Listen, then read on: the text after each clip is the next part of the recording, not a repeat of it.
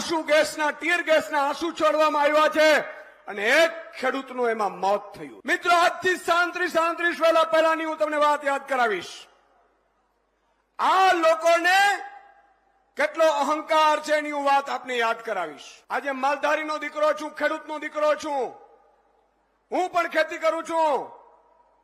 હું પણ મિત્રો ડેરીએ દૂધ દેવા મારે ત્યાંથી પણ જવાય છે. મને ખબર છે તમારા એક એક પીડાની વાતની મને ખબર છે. હું કોઈ મુખ્યમંત્રીનો દીકરો નથી અને હું થવા પણ નથી માંગતો.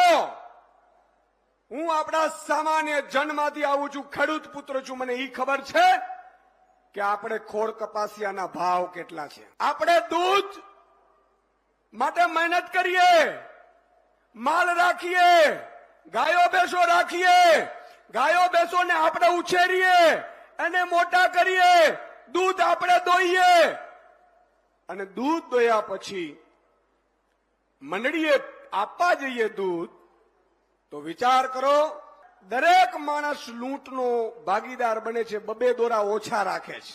આ વાત સાચી છે? સાચી હોય તો હાથ ઊંચો કરો. 2 દોરા ઓછા રાખે છે. હવે લૂંટ અહીંથી અટકતી નથી. 2 દોરા ઓછા રાખવામાં આવે, ફેટમાં ગડબડો કરવામાં આવે અને એનાથી ઉપર જાય પછી દૂધ અને એનો પાવડર મિલાવટ કરી અને તમારી મારી જે પસીનાની ખૂનની કમાણી છે સાહેબ, આપણે લોહી રેડીએ છીએ. આમાં મહેનત કરે માલધારી, મહેનત કરે પશુપાલક, મહેનત કરે ખેડૂત અને મલાઈ કોંગ્રેસના જે તે વખતના મુખ્યમંત્રીઓ અને એમના જ લાદાઓ અત્યારે કોંગ્રેસમાં ગોઠવાણા છે. આ લોકોએ જે તે વખતે ખેડૂતો ઉપર ગોળીઓ ચડાવી તે દિવસથી મારો ખેડૂત નક્કી કર્યું છે કે આ કોંગ્રેસને લાત મારવી છે. હવે સાંભળજો, ત્યારે માધવસિંહ સોલંકીને 149 સીટ આ ગુજરાતની જનતાએ આપી. આપણે લોકો ભાજપને 161 સીટ આપી. કેટલી 161 સીટ આપી. ભાજપે નક્કી કર્યું કે ખેડૂતોની જરૂર નથી, માલધારીઓની જરૂર નથી, લૂંટો જેટલું લૂંટાય એટલું, અને ખેડૂતોને પણ જો આંદોલન કરે તો આંદોલનને કચડી દો. મિત્રો, અને જે દિવસે 14 તારીખે મેં એટલા માટે કહું છું કે મને ફોન આવ્યો, ખબર પડી 4 દિવસ પહેલા જ હું હિંમતનગરમાં હતો. મને ખૂબ બધા પશુપાલકો મળવા આવ્યા હતા.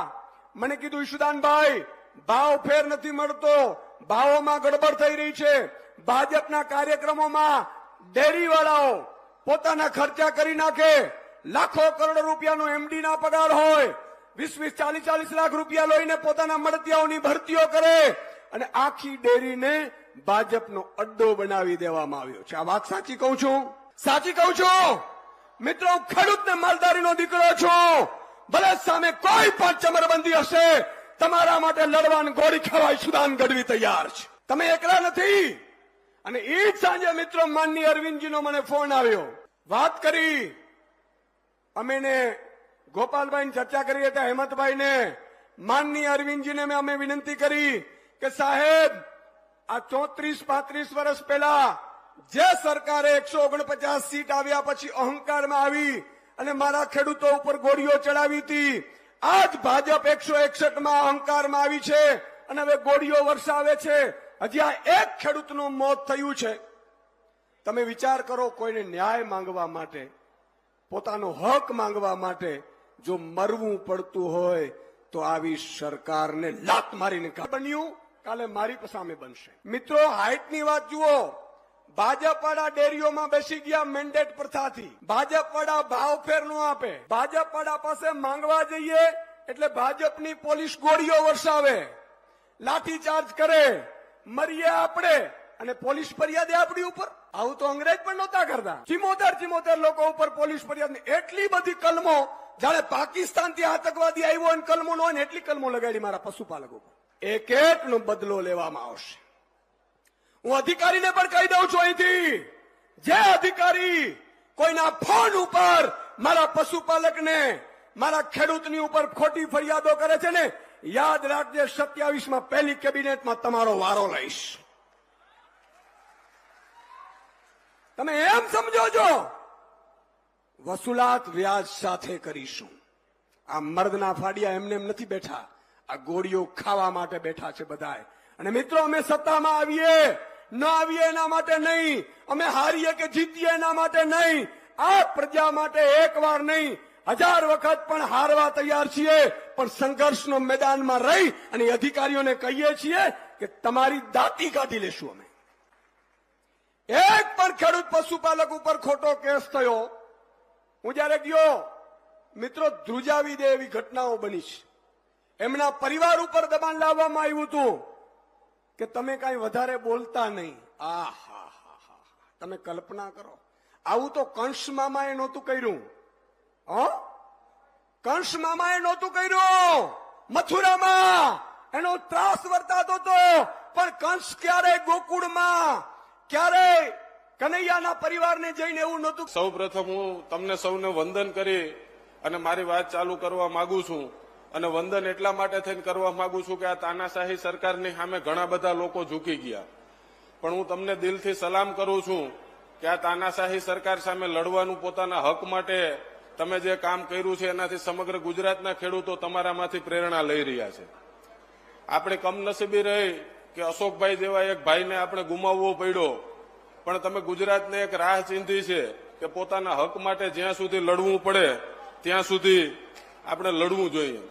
કદાચ આ ભારતીય જનતા પાર્ટીની સરકાર એ ભૂલી ગઈ હશે કે અમારે ત્યાં વઢકણી ભેંસ કીએ, ગમે એવી તોફાની ભેંસ હોય, ગાય હોય, દોવા ના દેતી હોય તો આપણે માલધારીના દીકરા છે, આપણે ડામણ દઈ અને બેહી જાય અને એનું જો દૂધ દોઈ લેતા હોય તો આ તો ભાજપની સરકાર છે, આને કેવી રીતે ઝુકાવવી એની તાકાત આપણામાં છે, એમાં કોઈ શંકાને સ્થાન નથી. હું બેઠો બેઠો વિચારતો હતો કે મોડાસાની કોલેજમાં જો કાર્યક્રમ હોય, કાર્યક્રમ સરકારી હોય અને ભોજન સાબર ડેરીનો સ્ટાફ પીરસતો હોય, અને એ પણ કેવા ભોજન કે જે આપણા ભાગ્યમાં નથી હોતા.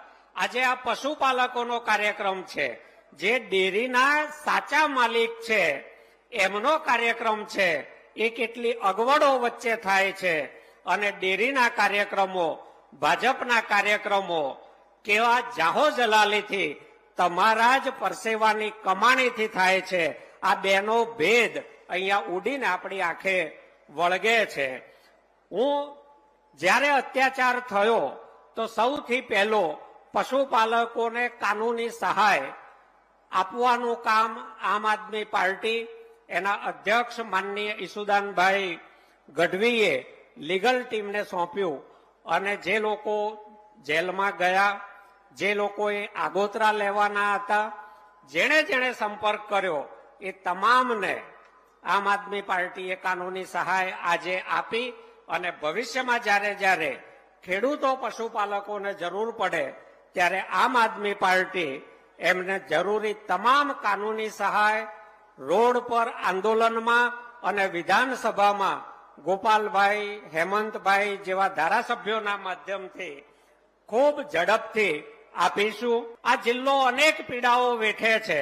અહીંયા સરહદના મેઘરજ તાલુકા હોય, ભિલોડા તાલુકા હોય, સિંચાઈ નથી, ચેકડેમો નથી, મેદાની વિસ્તારમાં જમીનના પાણી નીચા ઉતરતા જાય છે, ચેકડેમો બન્યા સાફ થતા નથી. આ બધાની વચ્ચે આપણી સામે એક ગંભીર સવાલ આવ્યો, અને એ સવાલ છે સાબર ડેરી પાસેથી આપણો હક લેવાનો. આ હકમાં આપણે શું માંગ્યું? તો ખોટી રીતે પોલીસને આગળ ધરીને જે એફઆઈઆર થઈ છે એ એફઆઈઆર આપણે રદ કરાવવાની છે. અત્યારે જે લોકો બહાર આવ્યા એ જામીન ઉપર છે, એમને કોર્ટના ધક્કામાંથી બચાવવા હોય તો એફઆઈઆર રદ કરવી પડે. એવી જ બીજી માગણી છે, જે ભાવ ટકાવારીમાં મળતો હતો એ ફેર હવે એમણે કિલો ફેટમાં જાહેર કરી, અને એ પણ જે છેતરપિંડી સાથે ઓછો ભાવ ફેર આપ્યો, તો એ પૂરો માગ્યા મુજબનો ભાવ ફેર આપણે બધાએ સાથે મળીને લેવાનો છે. ત્રીજી માગણી છે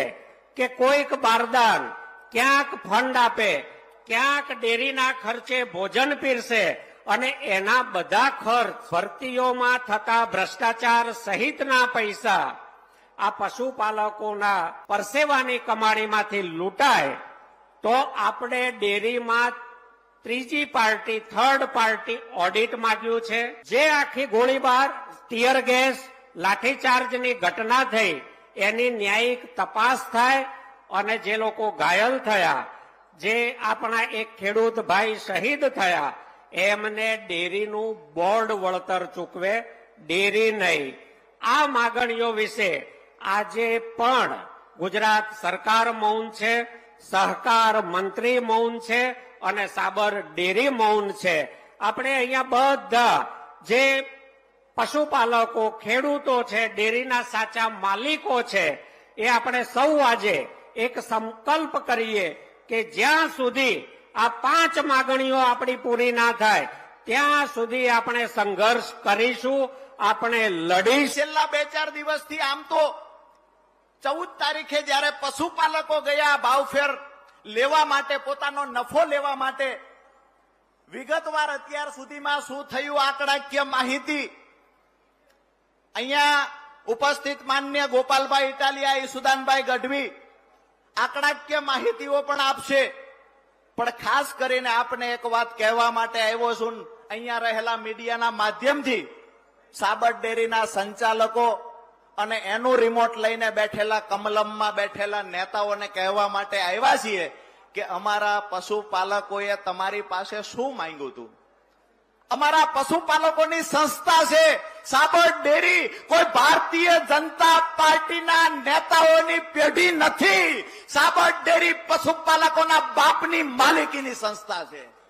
સાબર ડેરીનો હિસાબ અમે માંગવા ગયા. અમે દૂધ ભર્યું છે, લાખો લીટર દૂધ ભર્યું છે.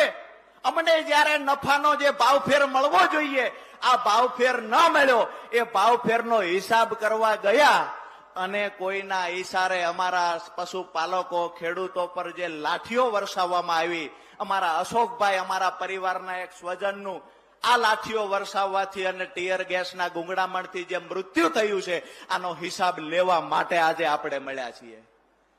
જ્યાં સુધી પરિણામ નહીં મળે ત્યાં સુધી લડી લેવાની તૈયારી છે. બે હાથ ઊંચા કરીને કહેજો, પરિણામ ના મળે ત્યાં સુધી લડી લઈશું. 1-1 રૂપિયાનો હિસાબ માંગીશું.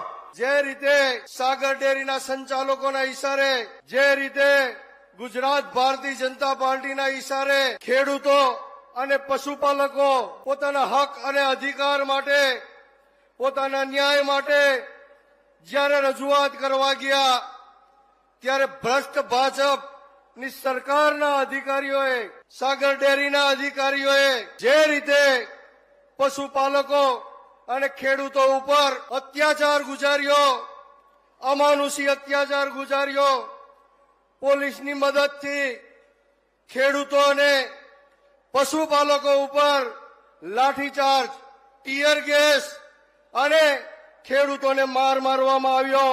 આ અત્યાચારના અનુસંધાને આપણા એક ખેડૂત આગેવાન ભાઈ શ્રી અશોકભાઈને શહીદી હોરવી પડી. મિત્રો, આ ભારતીય જનતા પાર્ટી છેલ્લા 30 વર્ષથી ખેડૂતો હોય, પશુપાલકો હોય, વિદ્યાર્થી હોય, મહિલાઓ હોય, કર્મચારીઓ હોય, તમામ લોકો ઉપર તાનાશાહીથી જુલમ ગુજારી રહી છે. મિત્રો, મારે આજે આ મંચ ઉપરથી ભારતીય જનતા પાર્ટીના મુખ્યમંત્રી, આ સરકારના મુખ્યમંત્રી ભૂપેન્દ્રભાઈ પટેલને કહેવું છે કે આ ખેડૂતો છે, આ માલધારીઓ છે, આ પશુપાલકો છે, આ ગુજરાતની અંદર આ તમામનું ખૂબ મોટું યોગદાન છે. તમારે આ ખેડૂતો, પશુપાલકો ઉપર જે તાનાશાહી કરી, જે લાઠીચાર્જ કર્યો, જે અશ્રુવાયુ છોડ્યા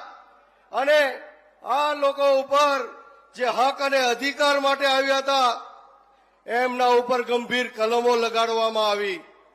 મારે હર્ષ સંઘવી ગૃહમંત્રીને અને મુખ્યમંત્રીને કહેવું છે કે ખરેખર તમારે બહાદુરી બતાડવી હોય તો બુટલેગરો જેઓ ગુજરાતનું યુવાધન ખતમ કરે છે, ભૂમાફિયાઓને, ખનીજ માફિયાઓને, આના ઉપર તમે બહાદુરી બતાડો તો તમે સાચા બહાદુર ગણાશો. મને જાણવા મળ્યું છે ક્યાંક ને ક્યાંક સ્થાનિક ભારતીય જનતા પાર્ટીના નેતાઓએ પશુપાલકોને, સભાસદોને ધમકીઓ આપી, સભામાં નહીં જતા, રેલીઓમાં નહીં જાતા, નહીતર ખોટા કેસમાં ફસાવશું. ગોપાલભાઈ, આ વિસ્તારમાં પોલીસ પ્રશાસનનો જે દુરુપયોગ ભારતીય જનતા પાર્ટી કરી રહી છે, મને ગઈકાલે જાણવા મળ્યું, જે લોકોએ દૂધના ટેન્કર ઢોળ્યા હતા એના ફોટા આજ પણ એ લોકો રાખીને ફરે છે કે જો તમે સભામાં જશો તો તમારી પર ગુનો દાખલ કરશું. મારી વાત સાચી હા કે ના? અમે કહીએ છીએ કે બહુ ગુના દાખલ કરવાના શોખ ભાજપના નેતાઓને છે. આજે પશુપાલકોનો અવાજ દબાવવાનો પ્રયત્ન જે ભારતીય જનતા પાર્ટીના નેતાઓએ સાબર ડેરીના સંચાલકોની સાથે મળીને કર્યા, એ લોકોને કહેવા આવ્યા છીએ કે પશુપાલકોનો અવાજ બનીને પરિણામ સુધી લડવાની તૈયારીથી અમે અહીંયા મોડાસાથી ગર્જના કરીએ છીએ. આવનાર સમયમાં આ લડાઈ સૌરાષ્ટ્રમાં પણ જશે, દક્ષિણ ગુજરાતમાં પણ જશે. એક એક પશુપાલકને એના નફાનો હિસાબ આપવો પડશે. અને જે તમને કેસ કરવાનો ફાંકો લઈને ફરો છો, અમે કેસ કરશું, અમે પોલીસને લાવશું. અહીંયા મંચસ પર બેઠેલા નેતાઓ તૈયાર છે કરવા હોય કેસ કરો. અમારી લડાઈ આજથી અમારી લડાઈના શ્રી ગણેશ થાય છે અને પરિણામ સુધી અમારી લડાઈ ચાલુ રહે છે. આપણે અહીંયા ખેડૂત મહાપંચાયતમાં એકઠા થયા છીએ એ એક રીતે દુર્ભાગ્યની બાબત છે કે આઝાદીના 75 વર્ષ પછી પણ આપણે રોજ જાગીને આપણા હક માટે, આપણા અધિકાર માટે ક્યાંક ધરણા કરવા પડે, ક્યાંક રેલી કરવી પડે, ક્યાંક જનસભા કરવી પડે. આપણી માંગણી તો માન્ય રાખે નહીં, ઉપરથી આપણને માર મારે, એના ઉપરથી આપણા ઉપર FIR થઈ જાય, આપણી પરિસ્થિતિ બદલાય નહીં અને વળી પાછા નવા નવા વિષયો ઉપર આંદોલન કરવા પડે છે. એમ કહેવાયું છે કે આપણો દેશ ખેતી પ્રધાન દેશ છે, ગામડાઓનો બનેલો દેશ છે. ગામડાના બનેલા દેશમાં, ખેતી પ્રધાન દેશમાં ખેડૂતોએ, ગામડાના માણસે રોજ જાગીને આંદોલન કરવા પડે, ધરણા કરવા પડે, પોતાની માંગણી માટે સડક ઉપર ઉતરવું પડે. એનાથી મોટો દુઃખનો અને દુર્ભાગ્યનો વિષય હોય શું?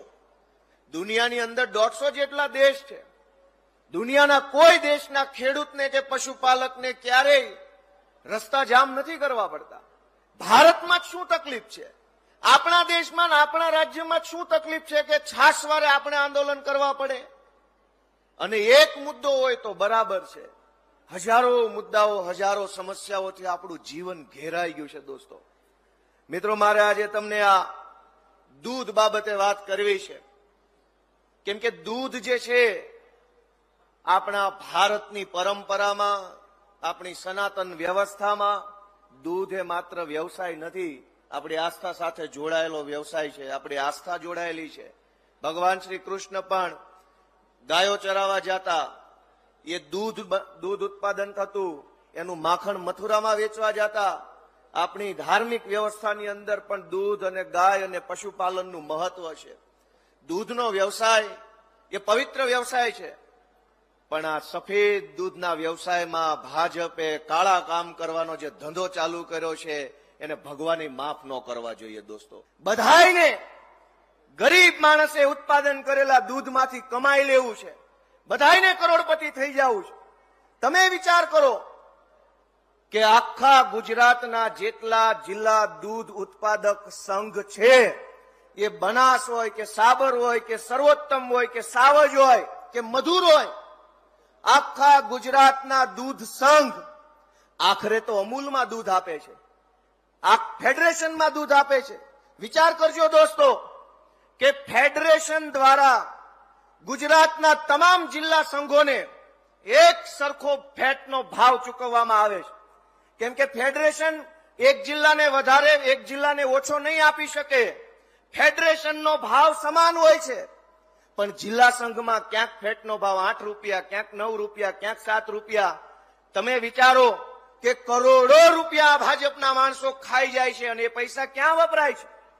હું આજે આ મંચ ઉપરથી ખુલ્લેઆમ જાહેરમાં કહું છું કે આપણી બહેનોએ વહેલા જાગીને સવારના 4 વાગ્યાથી રાતના 10 વાગ્યા સુધી પશુઓ પાછળ જે મહેનત કરે અને જે દૂધ ઉત્પાદન કરે અને કરોડો લીટર દૂધ સંઘમાં અને સંઘના માધ્યમથી ફેડરેશનમાં જાય છે, એ દૂધના પૈસામાંથી સી.આર. પાટીલે આખા ગુજરાતના કમલમ કાર્યાલયોની જમીન ખરીદી અને એની ઉપર કમલમ બાંધવાના ધંધા કર્યા છે.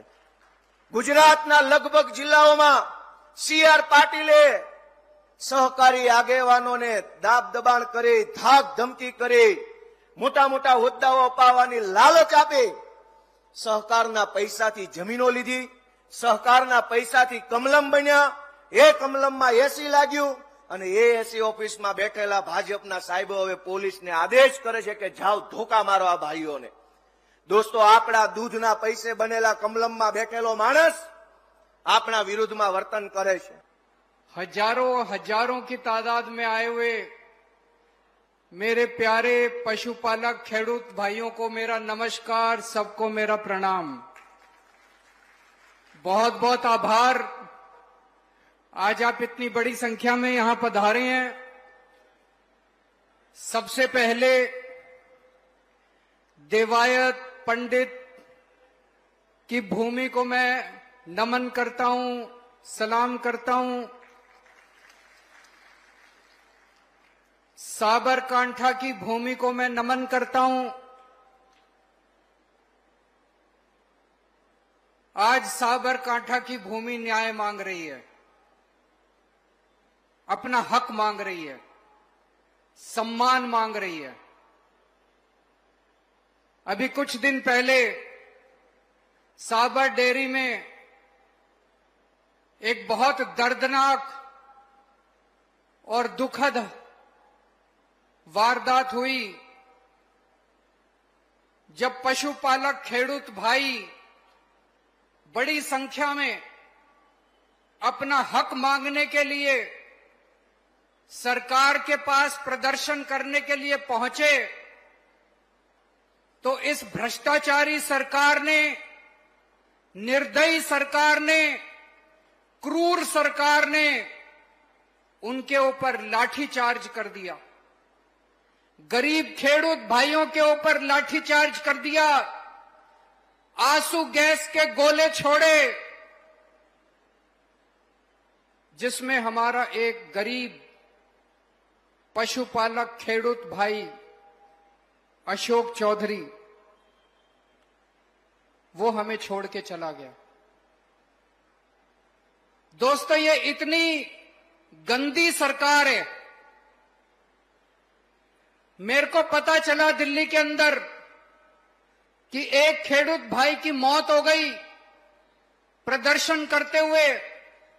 मैंने भगवंत मान साहब से बात की. भगवंत मान किसान के बेटे हैं, इनकी भी खेती की जमीन है पंजाब में. आज भी इनका परिवार खेती करता है. पंजाब में हमारी सरकार खेडूत भाइयों के लिए खूब काम कर रही है. हम तुरंत टिकट कटा के आप लोगों के बीच में आज आप लोगों से मिलने के लिए आए हैं, बात करने के लिए आए हैं.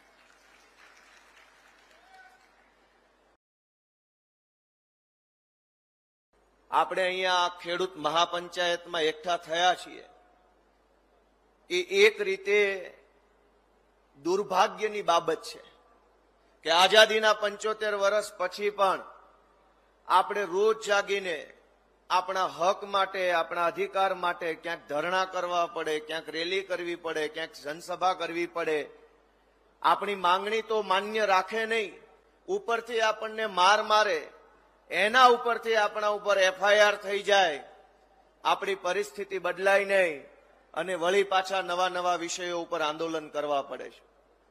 એમ કહેવાયું છે કે આપણો દેશ ખેતી પ્રધાન દેશ છે, ગામડાઓનો બનેલો દેશ છે. ગામડાના બનેલા દેશમાં, ખેતી પ્રધાન દેશમાં ખેડૂતોએ, ગામડાના માણસે રોજ જાગીને આંદોલન કરવા પડે, ધરણા કરવા પડે, પોતાની માંગણી માટે સડક ઉપર ઉતરવું પડે. એનાથી મોટો દુઃખનો અને દુર્ભાગ્યનો વિષય હોય શું?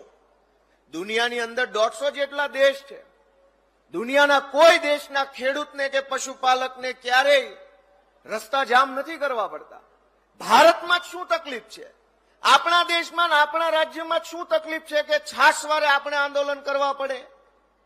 અને એક મુદ્દો હોય તો બરાબર છે, હજારો મુદ્દાઓ, હજારો સમસ્યાઓથી આપણું જીવન ઘેરાઈ ગયું છે. દોસ્તો મિત્રો, મારે આજે તમને આ દૂધ બાબતે વાત કરવી છે, કેમ કે દૂધ જે છે આપણા ભારતની પરંપરામાં, આપણી સનાતન વ્યવસ્થામાં દૂધ એ માત્ર વ્યવસાય નથી, આપણી આસ્થા સાથે જોડાયેલો વ્યવસાય છે. આપણી આસ્થા જોડાયેલી છે. ભગવાન શ્રી કૃષ્ણ પણ ગાયો ચરાવવા જતા, એ દૂધ ઉત્પાદન થતું, એનું માખણ મથુરામાં વેચવા જતા. આપણી ધાર્મિક વ્યવસ્થાની અંદર પણ દૂધ અને ગાય અને પશુપાલનનું મહત્વ છે. દૂધનો વ્યવસાય એ પવિત્ર વ્યવસાય છે, પણ આ સફેદ દૂધના વ્યવસાયમાં ભાજપે કાળા કામ કરવાનો જે ધંધો ચાલુ કર્યો છે, એને ભગવાને માફ ન કરવા જોઈએ. દોસ્તો, गुजरात में, उत्तरी गुजरात में एक एक खेडूत भाई पशुपालक का भी काम करता है. अगर आपको आपका हक पूरा मिल जाए, मैंने इस पे बहुत स्टडी की है, अगर आपको आपका हक पूरा मिल जाए, एक एक खेडूत भाई की गरीबी दूर हो सकती है.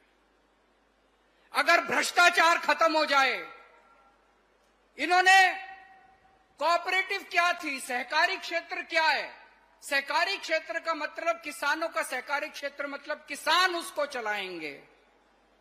अब किसान नहीं चला रहे, बीजेपी ने कब्जा कर लिया पूरे सहकारी क्षेत्र के ऊपर, डेयरी के क्षेत्र के ऊपर, किसानों के. करा कि नहीं करा बीजेपी वालों ने कब्जा? बीजेपी ने पूरा कब्जा कर रखा है और इन्होंने सारा कब्जा करके आपको लूटने का काम किया है.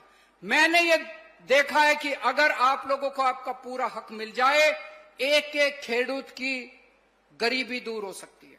मुझे बताया गया, एक पशुपालक खेडूत भाई अपना दूध निकालता है जानवर से, दूध निकाल के जब वो अपना दूध देने के लिए जाता है, आपको फैट के आधार पे आपकी पेमेंट दी जाती है. दी जाती है कि नहीं दी जाती? फैट के आधार पे पेमेंट मिलती है. फैट नापने वाली मशीन गड़बड़ है. गड़बड़ है कि नहीं है? हाथ खड़े करके बताना. फैट नापने वाली मशीन, फैट नापने वाली मशीन गड़बड़ है. फैट अगर 7.5% होता है तो वो 7% दिखाती है. बाकी पैसा खा जाते हैं ये लोग. लाखों रुपए, करोड़ों रुपए, अरबों रुपए खा जाते हैं आप लोगों के गरीब खेडूत पशुपालक. किस उसका 0.5%, 0.3%, 3.4 पॉइंट उसका कम करके ये सारा पैसा खा जाते हैं, अपनी चुनावी रैलियों के अंदर खर्च करते हैं. अशोक चौधरी की मौत हुई. ये इतने गंदे हैं, इतने भ्रष्टाचारी हैं, उसके बावजूद इन्होंने आपकी बात नहीं मानी. उसके बावजूद डेयरी का नफा इन्होंने नहीं बढ़ाया. उसके बावजूद इन्होंने, अशोक चौधरी की मौत होने के बावजूद इन्होंने आपका हक नहीं दिया. 18 जुलाई को 12 बजे ईशुदान गढ़वी ने प्रेस कॉन्फ्रेंस करके ऐलान किया कि 23 तारीख को केजरीवाल जी और भगवंत मान आएंगे. 18 जुलाई को 12 बजे ऐलान किया कि 23 जुलाई को केजरीवाल जी और भगवंत मान आएंगे. उसी दिन 3 बजे इन्होंने ऐलान कर दिया कि हम 17.5% बोनस देंगे. अभी दिया नहीं है, अभी दिया नहीं है, झूठा ऐलान किया है, झूठा ऐलान किया है इन्होंने. अभी दिया नहीं है, कुछ भी नहीं दिया इन्होंने. आज हम आपके बीच में आए हैं ये कहने के लिए, इन्होंने आपका पैसा चोरी करके अपने बड़े बड़े महल बना लिए, लेकिन आपके सर के ऊपर छत भी नहीं है. ईशुदान गढ़वी मुझे बता रहे थे, अशोक चौधरी जी के घर गए थे, वो बहुत गरीब खेडूत है, उसके घर पे छत भी नहीं है. ऐसे गरीब लोगों का पैसा खा के ये अपनी चुनावी रैलियां कर रहे हैं, महल बना रहे हैं, गाड़ियां खरीद रहे हैं, हेलीकॉप्टर खरीद रहे हैं. पाप लगेगा इन लोगों को, नरक में जाएंगे ये लोग.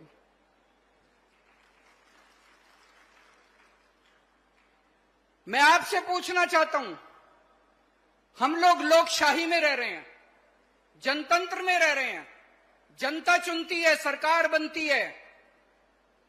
अगर खेडूत भाई, पशुपालक खेडूत भाई प्रदर्शन कर रहे थे, अगर उनकी मांग थी, उनकी हक के लिए मांग थी, क्या सरकार को आपके साथ बैठ के बातचीत नहीं करनी चाहिए थी?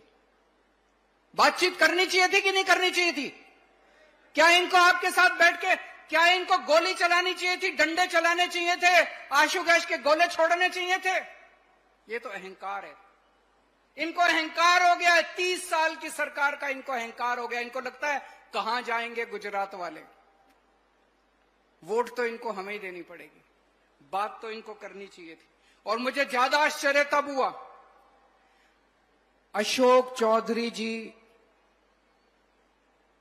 पशुपालक खेडूत भाइयों के लिए लड़ते हुए शहीद हो गए, अभी तक उनके लिए मुआवजा नहीं दिया गया, एक भी पैसे का मुआवजा नहीं दिया गया।